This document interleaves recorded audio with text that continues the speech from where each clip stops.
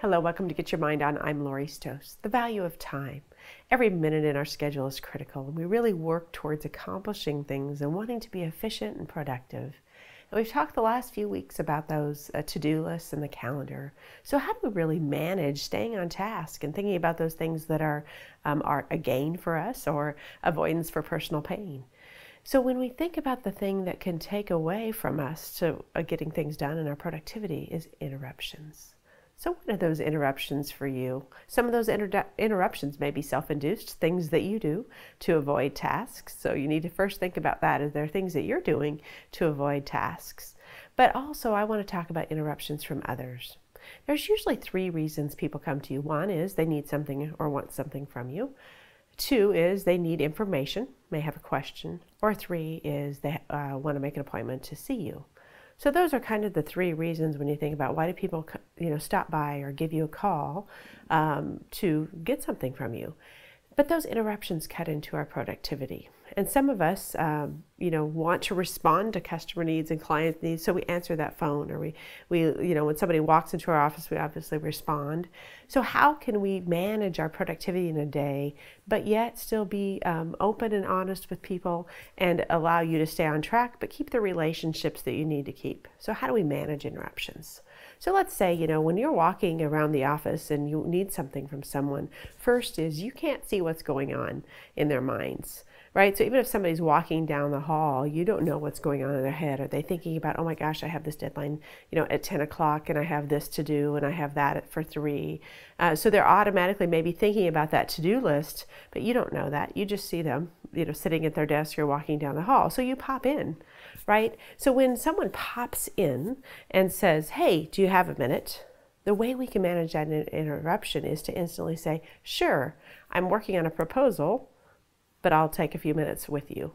Or when somebody phones you and they say, hey, do you have a minute? Or, hello, what's going on? Say, hey, I'm in the middle of a proposal. I'm working on a project. So instantly you've already allowed them to see where your mind is at, right? Because sometimes when people pop in, they don't know what you're doing. So if you are in the middle of something, make that known. Because they instantly visualize that, oh, okay, you're in the middle of something. So number one, your interruption is probably going to be shorter, and we have a context of that interruption. So if I say, yeah, sure, come on into my office, someone may then ask me a question. Yeah, hey, I was wondering about this, this, and this. And you can have a little bit of dialogue and allow them to have that conversation with you. But the thing is, they already know then they have a bookend. Right? So when people are having conversations about a certain topic, when they know you're busy and in the middle of something, most people have a tendency to respect that. Not everybody, but most do. So you can kind of make it shorter, and it has an ending, because the ending is then, I'll let you get back to your proposal, right? Versus the ending going on and on and on about something. Or you're able to say to them, hey, you know what? Do you need anything else? I'm going to get back to that proposal. So it becomes the topic, it becomes the item that you're working on, not the person. So when you're kind of moving to get back to that productive mode, it isn't that, hey, Scott, I'm tired of you. You need to leave the office right now. You really focus on, I'm getting back to that task, right? So it maintains the relationship, and most people respect that you're in the middle of something. So I want you to really think about interruptions for you, because I think interruptions are critical. So for positive charge this week, one, think about your productivity in a day and how many interruptions you get. And two is, how can you manage those interruptions?